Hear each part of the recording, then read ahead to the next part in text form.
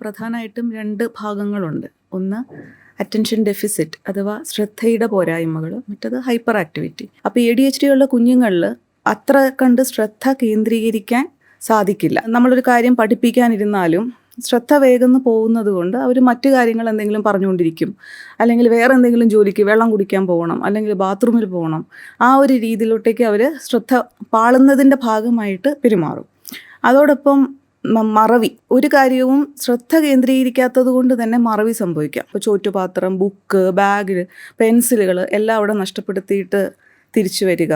ഇവർ ഇഷ്ടപ്പെട്ട ഒരു കാര്യമാണെങ്കിൽ അവർ അതിനകത്ത് മുഴുകി അങ്ങിരിക്കും, വളരെ ഹൈപ്പർ ഫോക്കസ്ഡ് ആയിട്ട്. ഇപ്പോൾ അവർക്ക് ഇഷ്ടമുള്ളൊരു ഹോബി അല്ലെങ്കിൽ ഒരു ഗെയിം കളിക്കുന്നു, അങ്ങനത്തെ കാര്യത്തിലാണെങ്കിൽ അവർ എത്ര സമയം വേണമെങ്കിലും അതീവ ജാഗ്രതയോടും ശ്രദ്ധയോടും കൂടി ഇരിക്കും.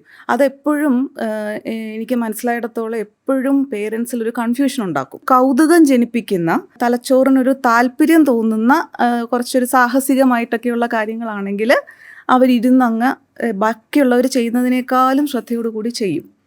അപ്പോൾ എന്ത് സംഭവിക്കും? ഉത്തരവാദിത്തമുള്ള കാര്യങ്ങൾ ഉണ്ടാവില്ല അവരുടെ കാര്യത്തിൽ. സമയബന്ധിതമായിട്ട് തീർക്കേണ്ട നമ്മുടെ ജോലികൾ അവിടെ പെൻഡിങ് ആവും. ഈ കാര്യങ്ങൾ അവിടെ നടന്നുകൊണ്ടേയിരിക്കും. അടങ്ങിയിരിക്കാൻ പറ്റുന്നില്ല കുഞ്ഞിന്. എപ്പോഴും ഇങ്ങനെ ആടിയും ചെരിഞ്ഞും അല്ലെങ്കിൽ എന്തെങ്കിലുമൊക്കെ എടുത്തും പിടിച്ചും അടുത്തുള്ള കൊച്ചിനെ തോണ്ടിയും നിറയെ വർത്തമാനം പറഞ്ഞും ആ ഒരു ക്ലാസ് അന്തരീക്ഷത്തിൽ അവർക്ക് അടങ്ങിയിരിക്കാൻ ബുദ്ധിമുട്ടാണ്. അപ്പം എപ്പോഴും ഒരു ശല്യക്കാരനായിട്ടോ അല്ലെങ്കിൽ ക്ലാസ്സിൽ എപ്പോഴും ഒരു പ്രയാസം ഉണ്ടാക്കുന്ന കുട്ടിയായിട്ടോ ഒക്കെയാണ് പലപ്പോഴും പിരിപിരിപ്പുള്ള കുഞ്ഞുങ്ങളെ കാണാറ്. ഫിസിക്കൽ സേഫ്റ്റി ഉണ്ടല്ലോ, നമ്മുടെ ഒരു സുരക്ഷയുണ്ടല്ലോ, അപ്പം നമ്മൾ അതിലൊന്നും ഒരു ശ്രദ്ധ കാണത്തില്ല.